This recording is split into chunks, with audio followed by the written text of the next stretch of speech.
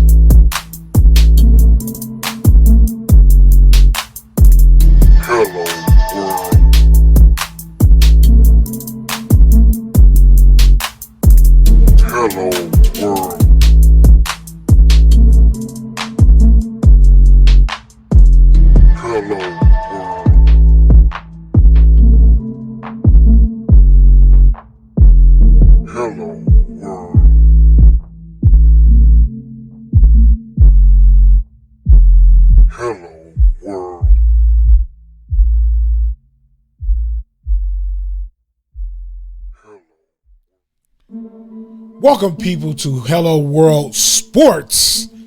It's the man that put the soul in soul playing, AK Hello World. The boy say the soul and soul playing. Hello World is yours truly, Prince Dunn. We back again, back in the saddle, and guess what? We all know what time it is. It's fight week. Let's get it. Yeah, fight week. Hopefully, I didn't hear anything. Hopefully, they have a national fight week. I don't think they're gonna have it. They'd have brought it up by now. There's a lot of planning. Probably next year. As you see tonight, the only host tonight is me, AK, and Prince Dunn. Hook and Mike V can't be here tonight. Next week, you guys will see them definitely with their own shows or whatever they do, and probably next podcast. We know things happen. People got to switch around, but that's what we're here for. I've already taken 2 shots. 2 shots for him tonight of the Terra Mama. Terra Mama tequila. I don't even know if I'm pronouncing that right. What's the song? It's Samoan for happiness, I believe. I might have made that up, but anyway, I took 2 shots, and just for my boys. I'm gonna have to take a third one for myself though, as this show progresses. Now that's the what you told me earlier. That's the rock alcohol, right? Tequila. Yeah. Also, it's like the #1 tequila among the U.S. military. So I guess every single U.S. military has a base, and that tequila that they use is his tequila. So that sounds like a good business deal going right. You know what I mean? Right. Yeah. Well, that's cool. That's cool. #1 tequila in the U.S. military, internationally too, in terms of the U.S. military's alcohol supply. So hey, listen here. We're not getting sponsored by them, but hopefully we do, because Prince Dunn just put in a whole commercial, and that's cool. We all. Hey, bro. Hey, I support the black man. You feel? That's all I'm doing. You know what I mean? I'm trying to put my man on because it's a good product, and I believe in it. So I'm gonna go and put him on. It's a people's champion, bro. You gotta put some respect on the people's champion name. What about the Samoan side? This man's a champion. This man's a champion. What about the Samoan side? You support that side too, right? Like it's named after Samoan language, so support that side too. Well, I don't drink, so I want to know how it tastes. But I mean, if it was around back in my days, I would have gave it a taste, just like the proper 21. What is it? 20? Kind of a regular drink. Bro. How dare you? It's 12, bro. 12. Proper whatever. 12. How dare you? How you gonna disrespect the Irishman alcohol like that? You feel me? You can't go to Ireland now, bro. Man. Actually, they drink the Jameson. They really not feeling it anyway. So man. They drinking Jameson still, bro. They really not feeling it anyway. So I mean, I think you good. Well, Hook said Connor sold it. I had no idea about that. He sold the company, which is smart. Oh shit! He must have just did that like within the last month or so. Right. Smart. Like if he fight again, he fight again. But like he get knocked out again, that motherfucker might not have sold. So you feel me? Good move. No, that's a good move. Like 50 Cent. You know what I'm saying? he invested into the vitamin water. Then once the numbers went up and the people want to buy it, Coca-Cola, he said, "Adios." There you go. Put it in my bank. That's smart business. That's how you do it. Speaking of fighters, story I have for you guys today, which I'm still confused about, is none other than Iron Mike Tyson trying to go up head to head for a third time against Evander Real Deal Holyfield. And I was like, after seeing that Roy Jones fight Tyson had, I really don't want to see any kind of exhibition like this again, because, well, it's not even an exhibition. It's I don't even know what to call it. They should have this in WWE Fall Brawl, or we call it Brawl for All, because that Roy Jones and Tyson fight was so worked. I mean, I put like this. I ain't gonna say worked. They pulled back punches, so it's like, if anybody want to see Evander Tyson fight, we want to see. Man, Roy Jones got a family. Man, that don't you, mean want to see Roy Jones get KO'd, man. No, Tyson got a heart. No, if I watch a fight, I want to see a fight. I don't want to see no bullshit. That's what we got, a bunch of bullshit. What was funny though is that when I try to go to the betting lines to see the bet on this fight, the Roy Jones Mike Tyson fight, it was no bets, and I was like, "What's going on?" And finally, because it's not a real fight, right? So I finally found out. I don't know if it was you or somebody else told us in our group chat from Hello World Sports that no, it's because they both said they will not, I guess, hurt each other, whatever. But then at the end of the day, knockouts allowed. But at the end of the fight, you really found out what happened. It was that nobody was going to win. That's why they really did it, because I'm pretty sure they let the betting sports books let them know. Listen here, nobody's going to win. We're letting you know right now, so we want you guys to sit there and get mad at us for putting on predetermined fight, and that's what happened. Well, they already knew nobody was going to win, and clearly Tyson won that fight. Clearly Tyson won it. So that's why I walked away feeling like, and when I heard this, I was even feeling even more like, what the fuck? No, don't do it. It's uncomfortable, bro. It just makes me uncomfortable to where I don't want to see it. I'm gonna watch like the replay on YouTube, the little clips, and I want to know what happens before the results come out. You know what I mean? Right. Like, hopefully it's gonna be a decision. I don't want to like I say a fight. It's a fight that traumatized me, bro. Still to this day, it traumatized me. It's Chuck Liddell versus Tito Ortiz. That should never happen either.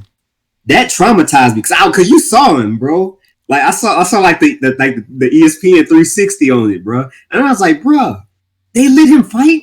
He had to fight like on some Indian reservation, bro. Because I was like, he don't have no business fighting. You could see he's struggling with like basic movements, like running, bro. So I was like, leading up to the fight. But that's I was and his people around him was like, come on, Chuck. They was like, oh no, right? Nobody's being honest with him. Like, oh wow. But the real problem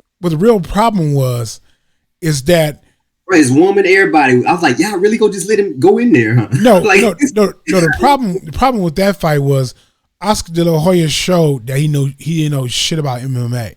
For him to think like that's like the fight to put on after fucking 10 years. 50 years old, and being how out of shape Chuck was, and like put like this, I think he did draw pretty well off of it because it was Chuck and Tito Ortiz.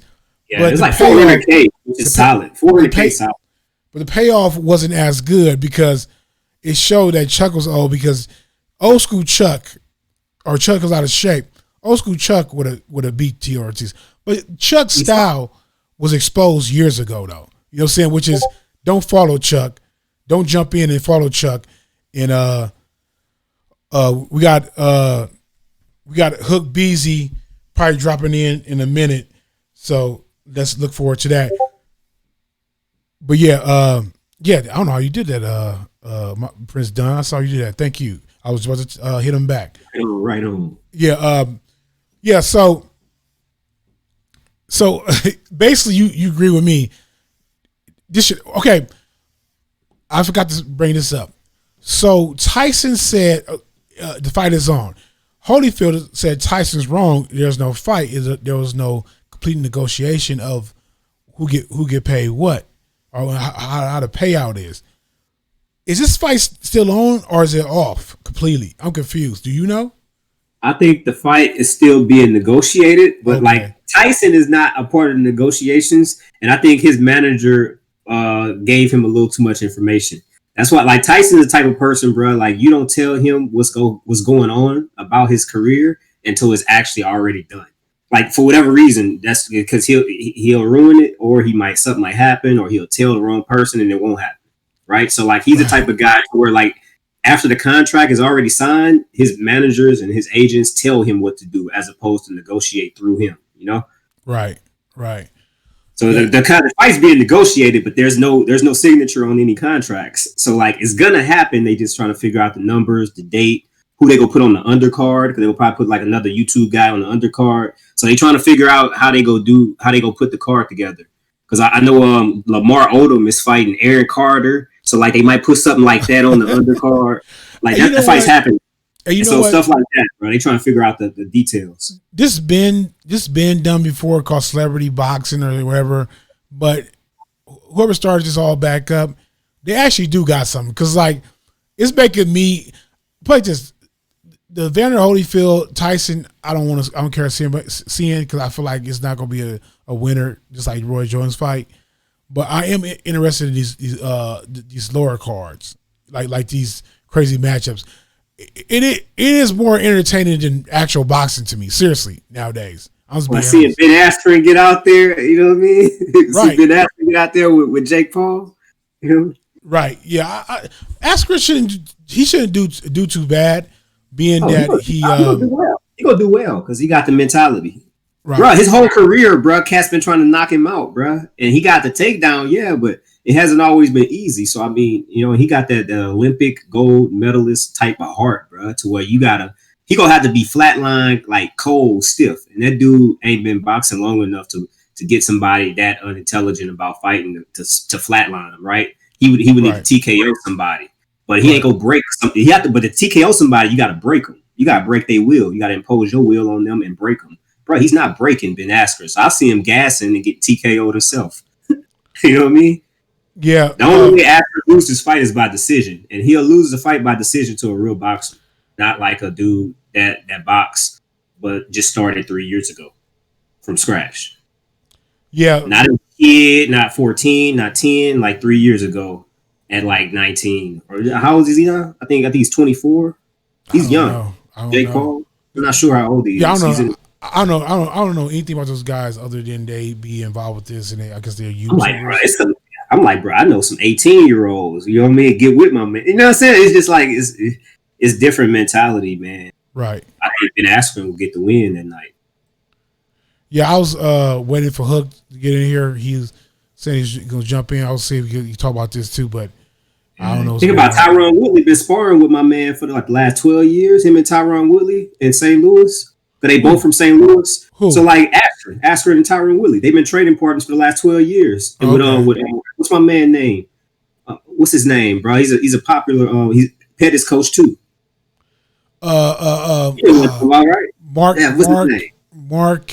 Not Mark. Mark. Anthony Pettis coach too in Milwaukee. Actually, Yeah, he trained Rose for a bit too. I can't remember. Damn. Yeah, bro, they've been training there, bro, together like ever since they started it. And like back when Tyron was in Strike Force and Ben was like, you know what I mean, playing grab ass, whatever organizations. He fought everywhere. So you know what I mean? So, bro, if he ain't getting KO'd, he gotta be decent in stand up, bro. To be at least defend yourself, bro. You know what I mean? Right. When you going on is that because Tyron gonna try to knock him out the same way Ben a few times broke Woodley in wrestling. He broke him. Like he broke him. You don't make him quit. Like he broke him. So like if you gonna try to break me in wrestling, you think I ain't trying to KO you when we spar? Right. What? So like you know, so people don't understand what they want to see though. No. Think about it. Yeah, Ben is more of a wrestler, but he has decent striking experience. Legit striking experience regardless of his main skill Robbie set. Lawler couldn't knock him out, bro. Robbie Lawler drove a truck through the side of my man's head. Robbie Lawler couldn't knock him out, bro. Bro, he got slammed and everything in that fight. Robbie Lawler, bro, and he was still awake, bro. You know what I mean? Like, you think this dude about to KO him? Like the world, bro. Put all your money on Ben Askren, man. I'm trying to make some money. Right. Yeah. This fight once again, I don't care about seeing it. I would love to see an undercard to this, but I'm definitely into the undercard, the crazy circus fights on the undercard because they're real. But it's just funny seeing celebrities get in there and try to box it up. It's hilarious. It's hilarious. Now you have some news about Watson from Texan, right? Yeah, man. I just wanted to hear your takeaway on this story, bro. Go ahead. It's gaining legs, man. It's starting to sound like a Bill Cosby situation to where he got like 22 women. Bro, it's 22 women came out, bro. It started off at like 4. Yeah. Then it got to like 11, bro. And now it's up to 22 different women, bro. Like women, he would go on Instagram and he would find like these masseuses on Instagram. Okay. And then he would schedule appointments with them either like at their studio or sometimes he'll have them come to his house.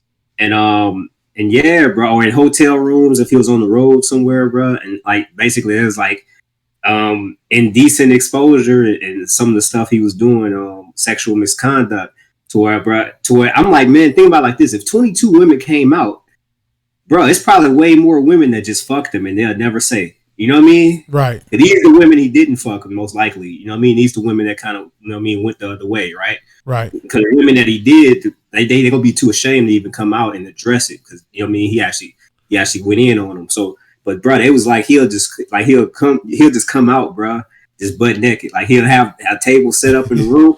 Like he'll be in the room, and then there's like, but he was like a gentleman up until that point. There was like they'll come in the house or whatever. He's like, oh, you want something to drink? Boom, boom, boom. Show him around the house. You know what I mean? I mean, fat ass crib, right?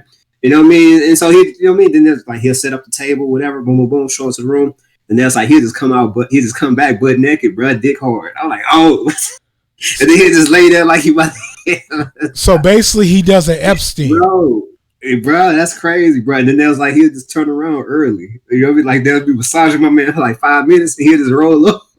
So basically, he does an Epstein. That's what Epstein did. Right, yeah, bro. You ever seen the Epstein story on Netflix? No. Basically, well, you know about him, right? You already know about what he did, and trafficking girls. So that's how he recruited girls. He'd be like laying down on a table, and then he'd go from. I forgot how he executed. Like I said, I watched the little small documentary on him last year, but that's how he recruits them. He has them come to his house, and they're all young, and what he did was have other girls that already did this for him recruit other girls. Would you like to make an extra $200 to give a guy a massage? And the girls show up, and then he does a thing where they massage him. Then he turn over. Then I think he guides them to caressing his penis and shit like that. He started touching them and blah blah blah. So it's crazy. Bro. Yeah. So basically, they got text messages too, bro. Like he was sending them text. They got text messages, bro. Like he was sending. They got text messages and DMs and IG DMs, bro. And they was like, bro. They was like, bro. It was like they'd get a massage and he'll be like his groin tight. And they'll be rubbing around the groin muscle area, bro. Bro, it's crazy. One lady was like, she told him like, oh, you can keep your underwears on. You don't have to take your underwears off when he just walked in the room with a hard on before the massage started. And the chick is like, oh, you can put your underwears back on. You don't have to take your underwears off. And he was like, oh, I get hot. It is laid down, bro. That's bro. This is crazy, bro. This is wild, man. This man, and all this happened in 2020 during the pandemic. So my man was feeling lonely, I guess. You know what I mean? So all this was pandemic. I don't know what's going on, bro, but it don't sound good, man. I don't know if it's lonely. I think it's more horny than lonely. So, yeah. women though, bro. Even if like, let's say all of them ain't honest, right? Let's just say for the sake of, because I mean, it's still got to go to court, right? So we not gonna play the role where we just go assassinate his character and it's just assume all these women are telling the truth because women lie just like men lie. So let's get that out the way. But even if half of them are lying, bro, it's still 11 women, dog. Like, you know what I'm saying? That's a lot, like, bruh. So are they claiming he forced himself on them to have sex? Or No, they never. They say they didn't have sex with him. They say he was because it's a civil case. It's not a criminal case. A criminal case would have been like he forced himself to have sex with him. But it's a civil case because they say indecent exposure, basically exposing themselves. Suggesting them to like give massages around his groin and they saying misconduct. So it's a civil case and not a criminal case. A criminal case would be like he forced me to. But what I'm saying is, at the same time, it's like, man, I'm pretty sure they got tipped, man. You know what I mean? I mean, let's come on now. You know what I mean? I'm pretty sure they got tipped, bro. Whether the tip was like $100, whatever, bro. They got tipped, man. You know. And and also you got to think about the women that just went along with it and just fucked him. So like these are just 22 women that that step forward. Yeah. No, yeah. These are the 22 that said no. So it's like how many said yes and was just like whatever. Especially and they all Asian women, bro. So like most Asian women they go say no. So like how many didn't say no, bro? Now did he offer sexual? I mean, no, sorry. Did he offer money? They didn't. He paid for the massage, so I mean, how much is a massage? Like a regular, like a me and you want to go get a massage. How much is like a regular massage? Like, it always depends where you go. To be honest with you, like a high end massage, like what, $60, $80, 60 to 100, no, 120, something like that. Yeah, like it go up there. All right, well, so let's just say $100 for sake. Like, so if he Deshaun Watson, man, he might be paying like $500 for the massage to where they like. Shit, that's $500. You know what I mean? So like, we don't know how he using his leverage as having money because like he could use that as leverage. You know what I mean? Because everyone has a price, bro, in this world. You know what I mean? So like he could use that as leverage. You know? Yeah. No. So he could give it out $1,000 massages, bro. And these women used to getting $80 massages, right? So we don't know what he's doing. You know? No, I agree. I agree with you. Last massage I had was a little from the money. Was a little woman jumping on my back and like she was stepping on my back like a little monkey and stuff like that. George Jefferson on your back. You got the George Jefferson on your back. No, it felt good, but at the same time, like it's like she's trying to hurt me on purpose. She's like, "You okay? It's don't hurt." Like I was like, "Are you trying to hurt me?" But whooping your ass. Yeah, she was going deep. And at first, I said to myself, like, "How?" Leave me in the back. Was that your fucking knee? At first, I said to myself, "How the fuck?" I was like, "How the fuck is she doing this?" Because she's like bouncing good on my back. The other side, I look up like 20 minutes later, and I see she like holding on to these like bars. So that's how she holding her balance. She's just like stepping on me. I was like, "How the fuck is she doing this?" Trying to give you a massage around the shoulders. Oh, you choking me now? No, but hey, she's trying to take you out, bro. You know what I'm saying? They remember you last time, motherfucker. You don't tip. They know you don't tip. I literally felt like I literally felt at one point like the way she was coming at me, like she was indicating some kind of like invitation. You know what I'm saying? She didn't say no sexual word. It was just like the way she was coming at me. You know what I'm saying? It was just like we're in this dark room. You know what I'm saying? Like last thing any woman massage you is want you to indicate any kind of sexual innuendos and or any kind of sexual attention. You know what I'm saying? Because they always want to do their job and get the fuck out of there. And she was trying to heal you, bro. She was trying to heal you, Jada Pinkett style. You know what I'm saying? She's trying to heal you, Jada Pinkett. Jada Pinkett could heal me. Actually, she helped me.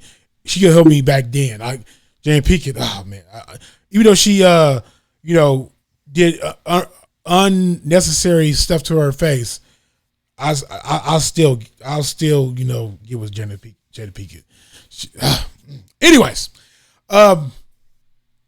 So yeah, like so is he? This type of stuff gets you in trouble in the NFL, especially right now while he's trying to get picked up. So like, why would he do this?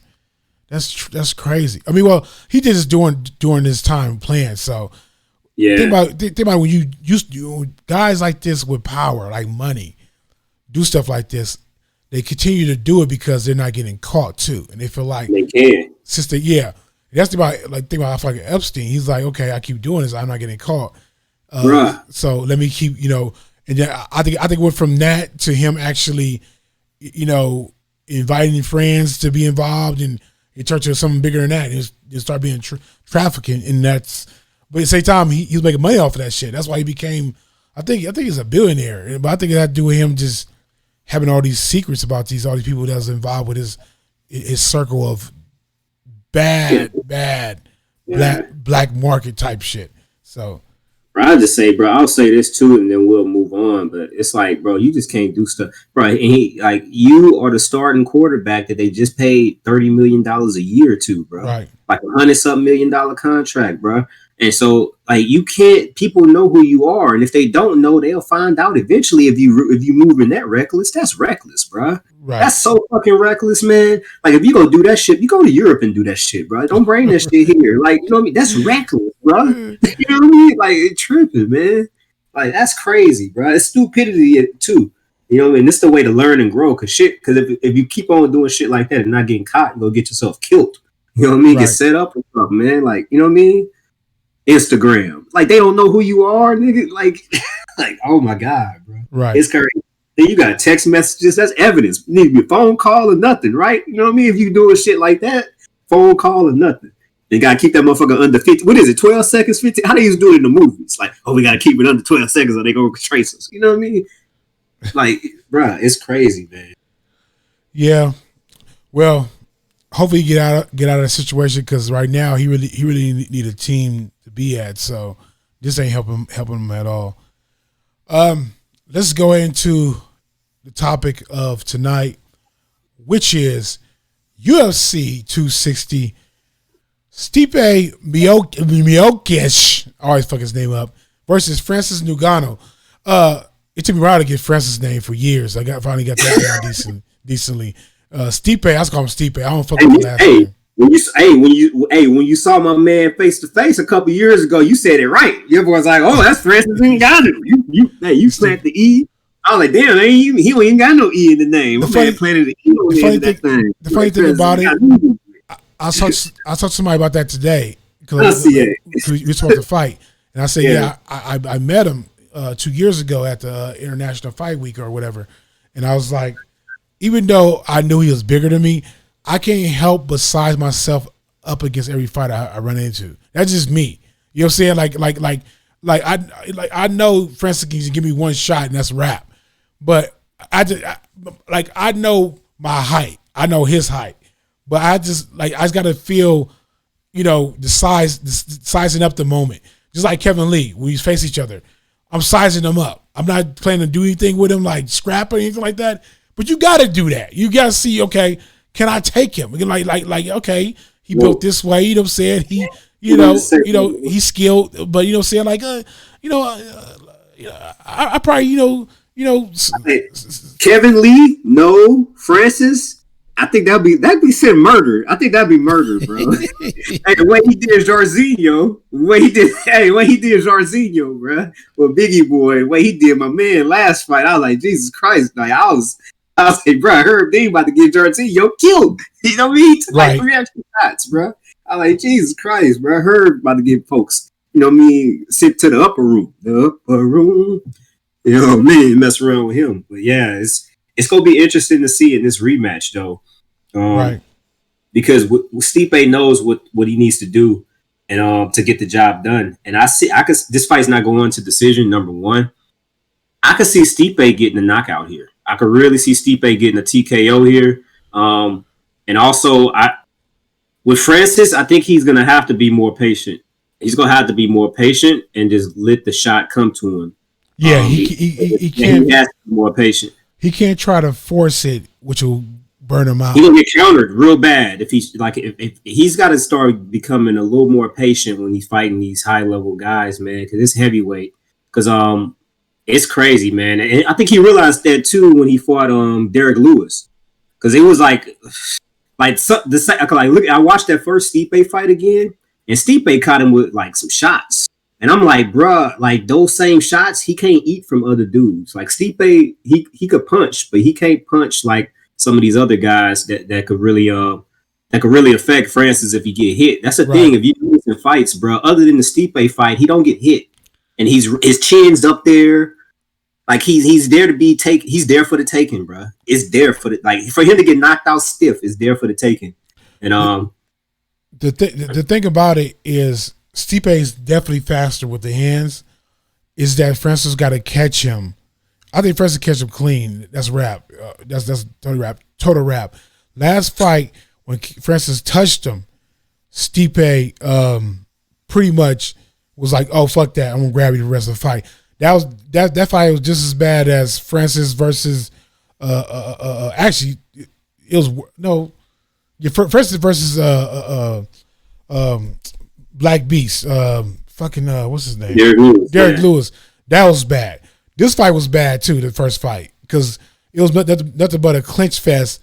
Because Stipe was like, "Fuck that! I'm not gonna get hit by him." Good way to play it.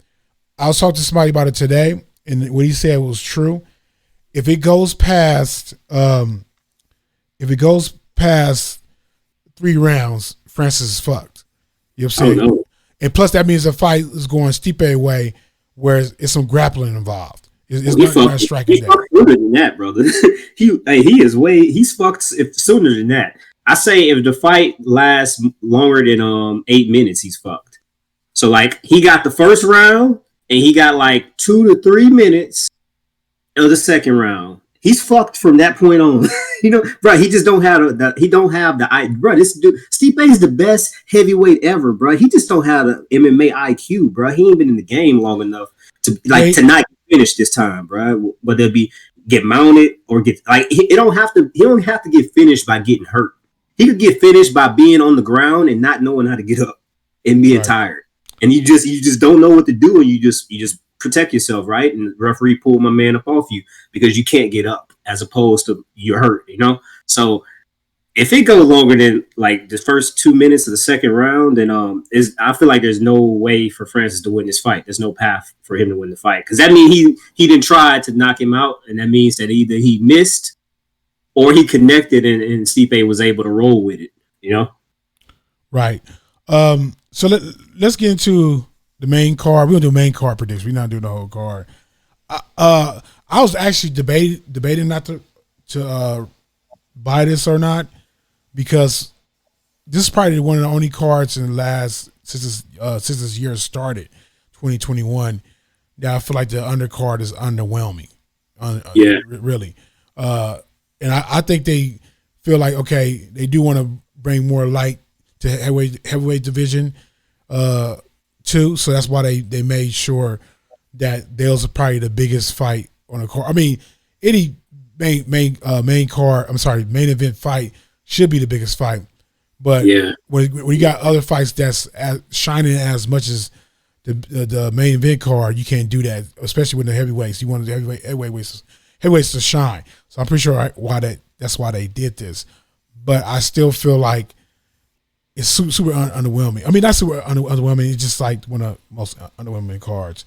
I think it is for us, man. But like for the casual, they had it lined up right, because remember they had Volkanovski versus Ortega as the co-main. Right. But that fight, Volkanovski got COVID. So, and then the third fight was going to be Woodley versus Vicente Luque, which either we go get the real Tyron Woodley or Woodley go get knocked out, because it's like Luque is a knockout or be knocked out type of fighter. Right. Like either he gonna knock you out or you gonna knock him the fuck out. Like that's how he comes, and that's why he's 19-7, right? And he ain't been fighting that long. My man got 7 losses already. You know what I mean? And he ain't really fighting the top guys yet, right? So but Luque go fight, bro. So like he gonna make Tyron fight. He ain't gonna be grabbing him up against the cage or doing the Usman. Nah, he gonna come in there and try to knock him out. So it's gonna be sink or swim for Tyron. Like, you know what I mean? So I think that's gonna be a good fight, bro. And then the O'Malley versus Thomas Almeida too. We have to get into it right now. We about to go. The first fight for the main card. We're not going to talk about. I think I seen both of these guys fight before, but I just don't remember them enough. What's that? We talking about Malarkey? Malarkey and Jamie Malarkey. Malarkey on, you know what I'm saying? I can't remember. I can remember, dude.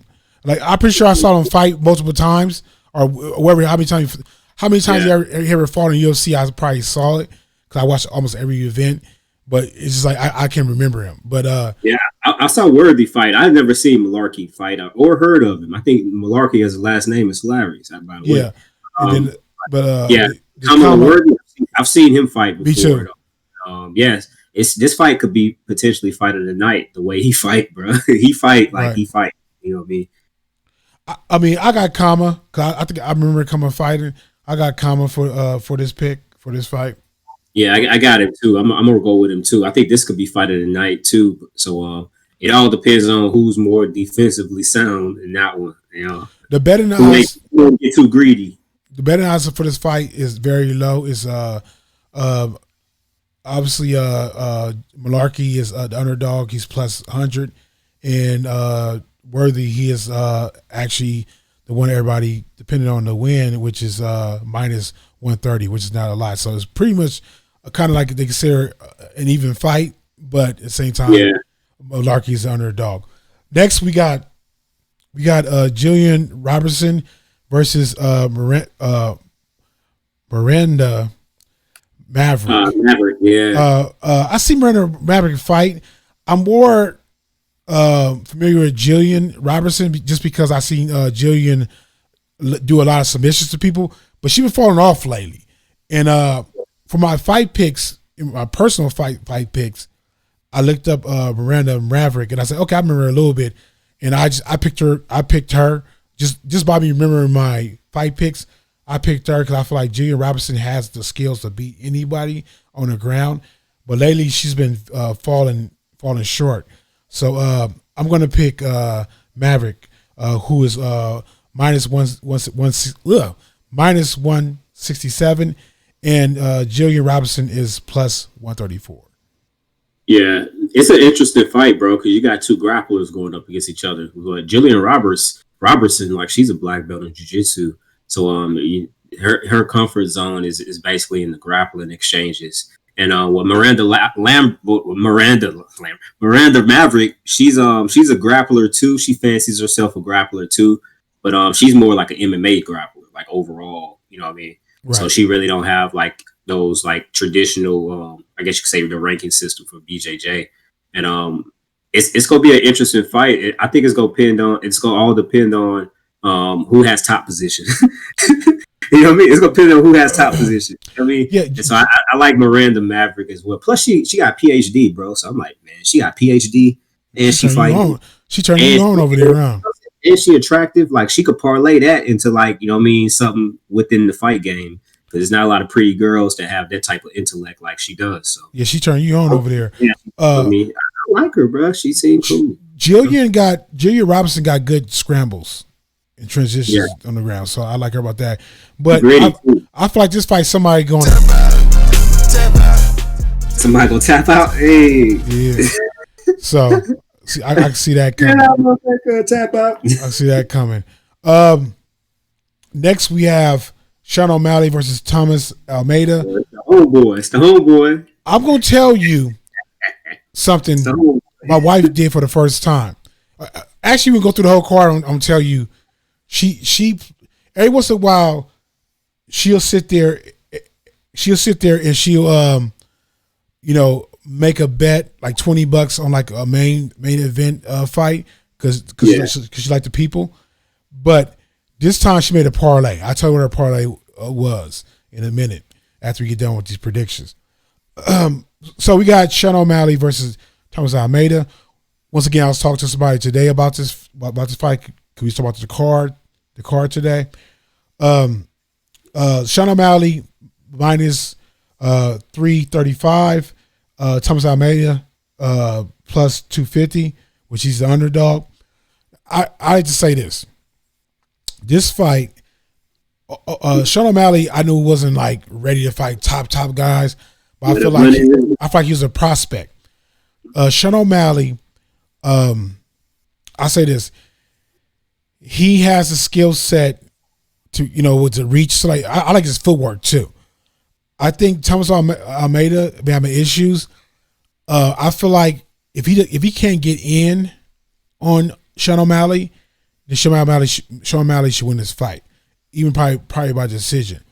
But if Thomas Almeida can make a way to get in through the reach of Sean O'Malley, then I think he'll give him a problem. Because Thomas Almeida is not an easy fight. But even though he's been doing bad lately, but he been fighting top guys, not like undercard guys, and been losing against them. Fighting like Cody Garbrandt. And he's fighting like killers, bro.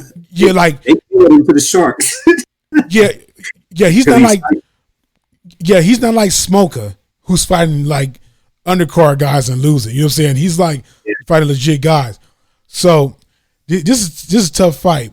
But out of my likeness of somebody, because I like him as a character, I like as a person, and I think he has potential. He's need to grow as a fighter. I feel like he's a decent fighter, got good footwork.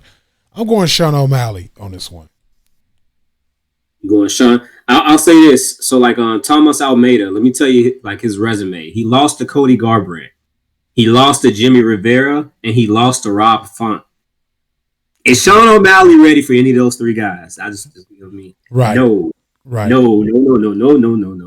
So like this is a fight. If you want to make money, this is the motherfucking fight. And because Thomas Almeida is a very, very violent fighter. And Sean O'Malley is a pretty fighter. You know what I mean? If that makes any sense. He's a pretty fighter. So like I'm not sure if he could bite down his mouthpiece if he had to.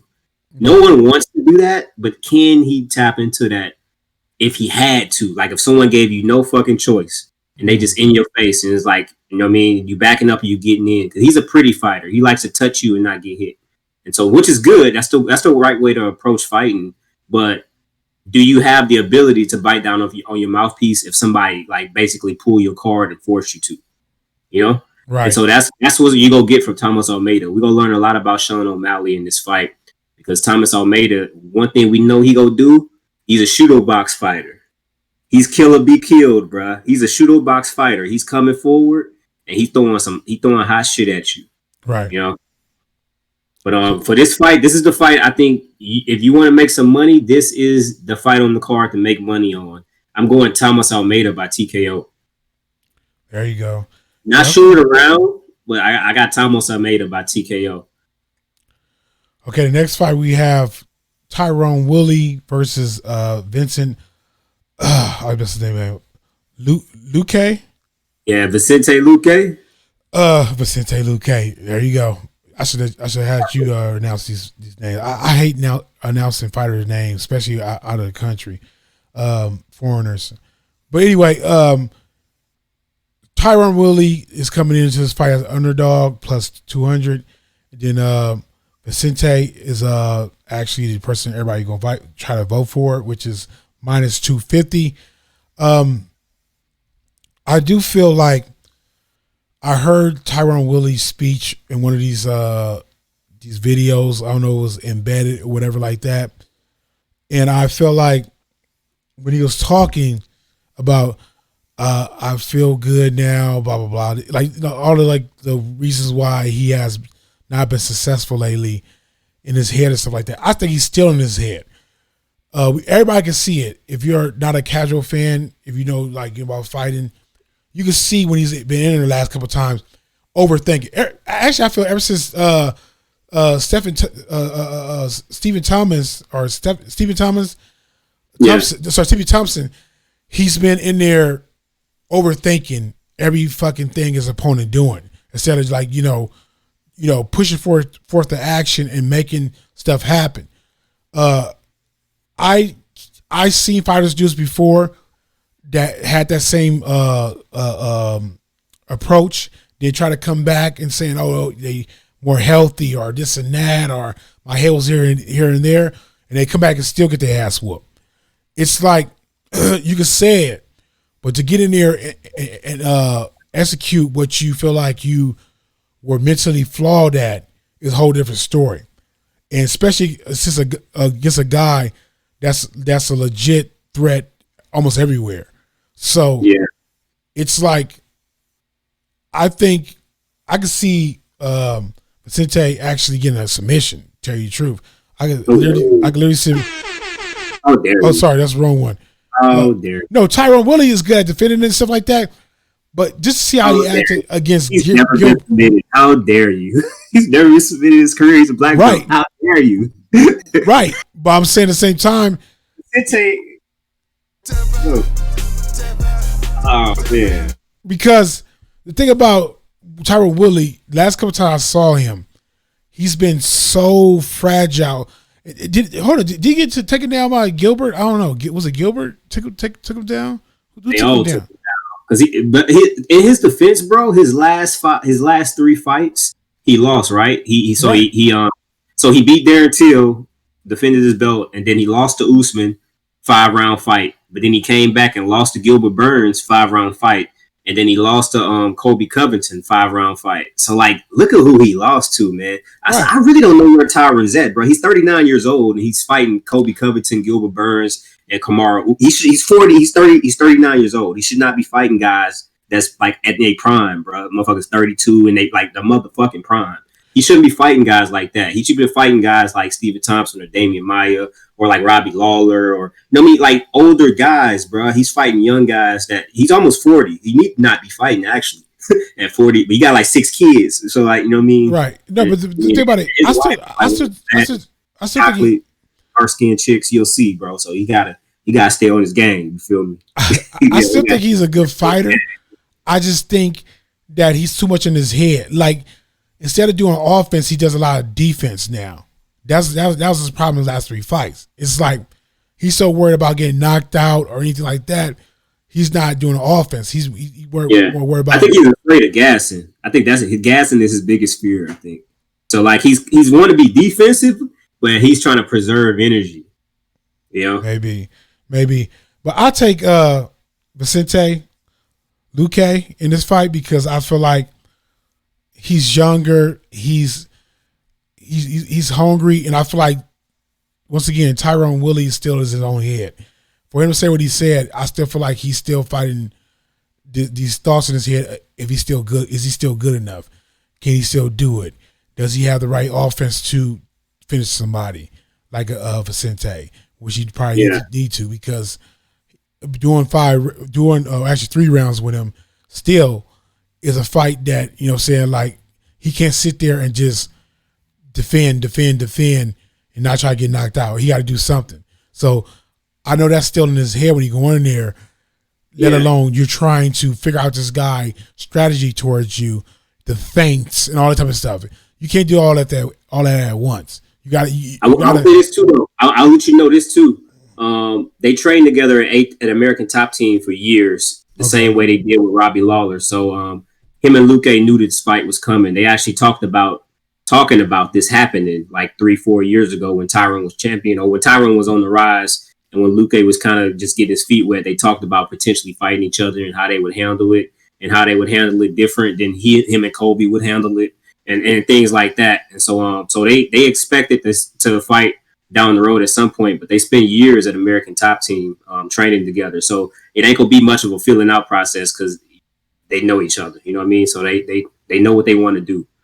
Right. So I got Luque. Who do you got? This is a tough fight to call because Tyron's 39 and he's not a heavyweight. He's not a light heavyweight. Usually when guys get older, they go up in weight, but he really can't because he's only 5'8", so he really can't go up. He could, like, you know what I mean? So like when you have smaller guys, man, like lower weight classes, I would say smaller, but lower weight classes, it's hard to fight in your late 30s and 40s because you lose quickness, you lose agility. And it's not like a heavyweight where power's the last thing to go. But the thing is that when I look at Luque, man, like he lost to Stephen Thompson and he lost to Leon Edwards. Fair play, right? But like I look at his wins. He beat Randy Brown. He beat Nico Price. He beat Mike Perry in a split decision. and he beat Brian Barberena. That's his UFC resume. Yeah. As far as and all the other guys he beat in the UFC, they're not in the UFC no more. They fight in other places, or they work at UPS or something, or they working at the plant. Right. You know what I mean? They change a tire somewhere. Like, you know what I mean? So like he was knocking out cans, bro. He was knocking out dudes that had full-time jobs and was going in there. You know what I mean? Mm-hmm. And so it's not a very impressive resume. He's very fun to watch, but he's not fighting the top 15 guy. Those guys are not the top 15. He's so like you go from not fighting the top 15 guy, lost to Leon Edwards and lost to Stephen Wonderboy Thompson. So I don't like if you really look at Luque's resume, he really can't justify being in the top 10. Right. If you're honest, not beating Randy Brown, Nico Price, and Mike Perry by a split decision. Some people thought Mike Perry won that fight, but he's Mike Perry. So it's like, you know what I mean? Motherfuckers ain't really trying to. If you a judge, you really ain't trying. You know what I mean? Unless he just Mike Perry, man. You really ain't trying to. You know what I mean? You can always get the other dude the nod if you go to decision because you're really not trying to promote my man unless he really dominate, right? So that's why I think I'm gonna take Tyron Woodley by decision. Okay. I think it goes back to his wrestling, and he, like I say, this fight is a different type of fight because he know Luque, and then at the same time, Luque know him. I think about that. So Luque done felt the power before when Tyron was in his prime. So like this not the same Tyron, but the fact that you remember those days and you felt that power. You know what I mean? So like you not gonna come out there as wild as you usually do because you felt the power. And I think Tyron uses a lot more wrestling in this fight, and I think he gets a decision. Right. With that said, last but not least, Stipe, I ain't gonna fuck with the last name because I always fumble that shit, versus Francis Ngannou. Stipe at plus 110 as an underdog, and Francis at minus 130. Now, bro, Stipe been an underdog like 5 straight fights, bro. That's crazy. Man. I was going to ask you that. Like 5 straight fights, bro. That's wild. I was going to ask you that. I think Stipe is underdog because he's not as active as Francis, and Francis has been on this winning streak of knocking people out. So that's what he's going in there with. But to show that, even the Vegas odds or sports books, it's crazy. Don't believe it into that much because like he's buying. Cleveland rally around shit like that. Like Cleveland, they rally around shit like that. Like that's the real Rocky. Like Rocky should have been from Cleveland and not Philly, bro. You know what I mean? That's the real Rocky. You know what I mean? Because this don't make no damn sense. That my man, we saw the fight, bro. Right. Right? Really? Like what's happening? Right. But at the same time, like you got to think about how, like I said earlier, before we got into predictions, is that Stipe clinched him most of the time. So so a lot of people, you know what I'm saying, expecting Francis to be ready for that, you know what I'm saying, and expecting for Francis to have a game plan. I know Stipe is faster. That's the only thing I think Stipe has the advantage at is faster hands. At the same time, like I said, I don't know if Francis got a game plan to bait him to go for some, which I already know that's pretty much almost every fighter's game plan to counter anyway. That's why they do feints. But at the same time, I think Francis' main game plan. Go try to do him like Rosa Strike, bro. rush his ass. Right, like we right. Do it. You feel me? Right. Like, hey, like his recess, bro. Like you in the playground, his recess. Well, don't do that. Be like Verdun when Verdun rushed Stipe and got caught. Running back and caught him. That was some crazy shit. A running back hook. I was getting to it. I'm taking Francis because, like, for one, I think Francis can do it if you got to catch him. I think Stipe ready for. They're both gonna be in there for a minute, fill each other out. I think the first round is not gonna be too much action. It's gonna be them just a lot of feints, a lot of just you go for this, you fall for this, you fall for this. You know what I'm saying? That type of thing. But I want to see Francis be champion. Like it's not a black thing, nothing like that, because I'm a black man. It's the fact like Stipe is a born champion. I think Stipe. I saw the embedded like 1 or 2 episodes. I think he went to speech class. I'm not trying to be mean. I think he went to speech class, and he's talking better now. But that's one thing about him too. He can't talk. He can't talk for shit. Like he have interviews, you know, like it sounded like he came out from a concussion, like when he got punch drunk. So like that's one thing too. It's like I can never grow towards him as a person that likes him as a personality, because to me I feel like he don't have a personality, and like I give him props to his accolades and what he accomplished on his resume as a heavyweight. But to me, it's like I have no desire to root for Stipe as a champion. So it's like I need somebody else in there. No, I ain't trying to clown. That's why I said to try to say it lightly. I ain't trying to go hard on him, but it's true though. Like it's different if you're not good on the mic. Period. You know what I'm saying? I'm not even saying Francis is good on the mic. Francis just talk, but it's like Stipe, he can't talk. It is like it's one thing like being on the mic, but when you can't talk, it's even worse. And on top of it, you got no personality. It's like Boomhauer. Huh? He talk like Boomhauer from King of the Hill. Yeah, I never seen that show. I think I saw a little bit of it, but no, he talks like he's punch drunk, like he got hit and he lost, he lost his speech because he's out of it. But anyway, I'm not trying to bag on him. I'm just saying I would love to see Francis win this guy. Francis is a better image as a heavyweight champion for the division. Yeah. You know what I'm saying? And even outside of Kane, I feel like Francis speaks better as a person. Not even like actual speech. Vocally. Yeah. I was just like as charismatic, bro. You're saying he's likable. He's likable as a person. Period. Yeah. You know what I'm saying? Like even though he's not a great English talker, he's likable when he talks. His smile, everything like he's a good spokesperson for UFC heavyweight division. To me, his English is not that bad, bro. He doing like 45-minute interviews. He did a 3 hours. No, that's what I'm talking about. It's not.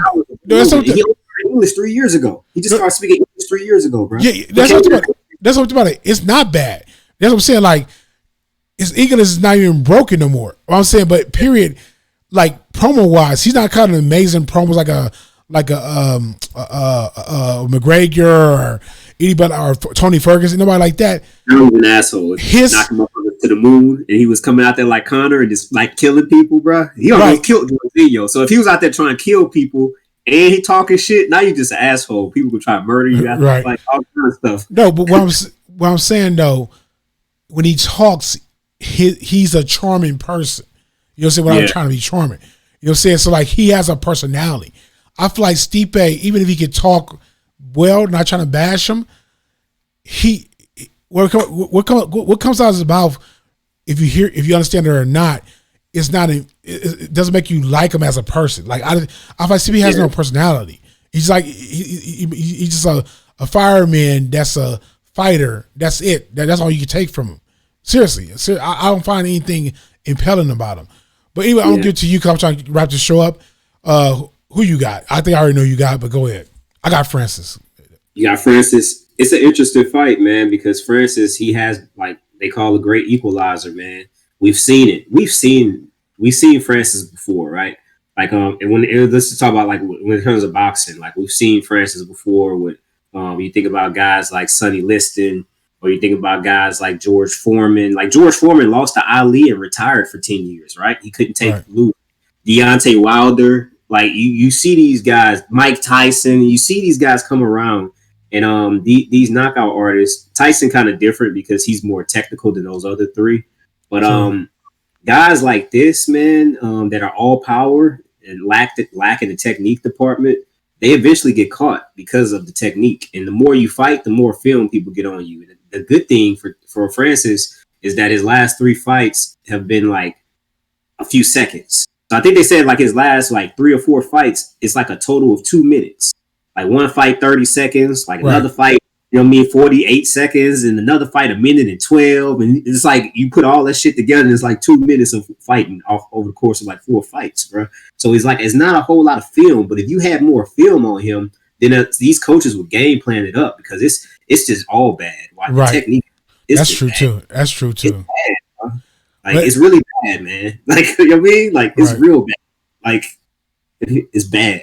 So but he's man, one of the most powerful humans to ever compete in any fight game. And I really don't know with this fight, man. It's a real head scratcher because I love the fact that he can overcome adversity like Francis. So that gives me the fact that he came back to this moment. So I'm gonna take Francis, man. Okay, I thought you were gonna say Stipe, all that stuff you said in the beginning. I'm gonna take Francis, but I'll say this also for people that if you try to make some money and you want to bet on this fight, if you take Francis, you need to take the round as well. So you can either take the round and you could take the result, the outcome. So like if you're gonna bet Francis, you have to take the outcome of a TKO KO. Right. And also I would actually consider taking the round as well. Because if he gets that knockout, it's either going to be in the first round or in the second round. So I would think about selecting the round too. But yeah, I'm gonna take Francis. But if Stipe gets it done, I think Stipe gets it done by KO. So if you want to take Stipe, he's actually the underdog. It's kind of even money, really. But if you take Stipe, you definitely want to take him TKO. Yeah. I'm gonna make an announcement about who's going to host tomorrow night's pay-per-view, but I'm pretty sure he's going to play this if Francis gets a KO. You got knocked the fuck out. So pretty sure he's going to play that. Yeah, so that's our predictions on UFC 260. We can't wait to see it tomorrow. Before we close, I got one shout out, man. Go ahead. Shout out to Miesha Tate, man. Shout out to Miesha Tate. Miesha Tate announced that she's signed the contract with the UFC. And she's coming back to fight Marion Renault in April. And I know you happy. I know you happy because she went under the rock and then you was in love with her. So I know that made you happy. Shout out to Miesha Tate, man. Right on, Miesha. Almost 40. She's almost 40 years old too. So and got 2 kids. So mama power. Yeah, that's why she's probably doing that too. She's like you know, I need to make some bucks. Pandemic.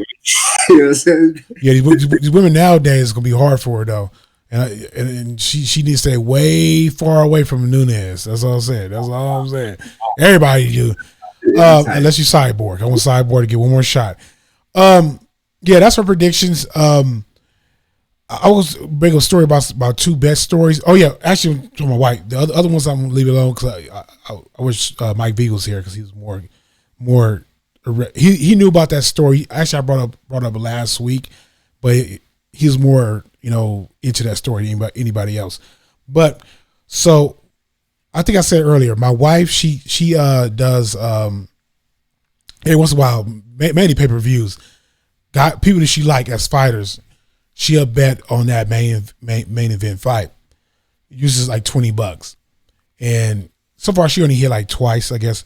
Anyway, so this week she decided to do a parlay. She's feeling like feeling it. She liked a couple fighters that she saw. So let me know what you think, Don. Actually, for your picks, you probably just agree with her, except one fight. So she picked a 3-part parlay. She picked Almeida. She like Almeida. She know who Almeida is. She don't really know Sean O'Malley because she never really watched him that much. She picked Luque. She like him, and she picked Francis. And she put 100. And I asked her one more time, said, "You sure you want to pick Almeida?" Now I agree with you. Almeida can get it done, but that's he can get knocked out too, bro. You know what I'm saying? Let's keep it 100. He could get sniped down from the right. No. That's what I'm saying. That's what I'm saying. That's what I'm saying. It's a toss up. So I said for the first time for you, for the first time for you doing parlay, you bet at 100. That's crazy. Yeah. And 2, for you to do a parlay. I said with a parlay and pick. I said that fight is a toss up. She was like, I said, "You sure?" She said, "Don't ask me again. Put it out there." Hey, them shooter box boys, bro. Them shooter, they kill a be killer, bro. Them motherfuckers, they kill a be them shooter box fighters, bro. They go out there, they trying to kill you, or they get knocked the fuck out, like smooth out. Like, so Don, before you leave, my wife parlay Almeida, Luque, and Francis. You think she made a good $100 bet? I like the bet. I like the bet because if you want to really make money, you make money on underdogs, bro. Like, I mean, that's how you make money. Like, more times than not, Vegas is gonna be right, but they're gonna be wrong sometimes too. But Luque and Francis not underdogs though. That's the only one is Almeida. But you know what I'm saying. So yeah. Almeida's done. Yeah, Luque is the favorite, but the payout was 880. So yeah, but the Luque fight makes sense though. But like, because a lot of the people in Vegas don't know the backstory. They don't know. They just watch it, right? So they don't know the fact that they trained together for years. They don't know things of that nature, and they don't realize how good the guys Luque fought are or not, and how good the guys Tyron lost to. They don't understand how that translates in the grand scheme of things when you're talking like Brian Barberena and fucking, so. Yeah, like the best she made wasn't like no girl bet either. Like she actually do know Almeida and Luque real well. You know, because like I said, my wife, she watched the fights. She watched like she used to. How to get it done for her. Yeah.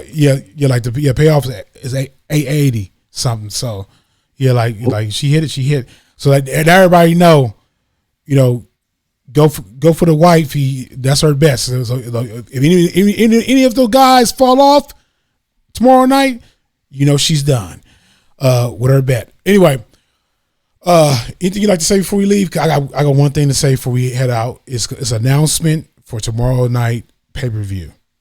But go ahead. I'm going to say, shout out, like I say, shout out to Misha Tate on her comeback fight. With the world's watching, you do your thing, girl. It's Women's Empowerment Month too. It's still March. Yeah, it is. You know what I'm saying? I'm going to go and throw that out there as a shout out to her, and also follow your boy at Tessu Prince Dunn on Instagram.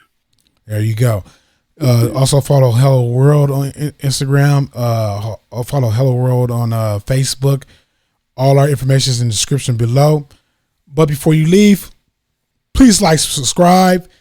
And tomorrow, I will not be hosting the live pay-per-view like I usually do. We got a new host that joined the family of Hello World Sports. He joined because we switched to sports. And he has his own channel. He shut his channel down. He decided to come over here. He's a new addition. He's different than everybody. Trust me, he's different. He's damn different. His name is Day Day.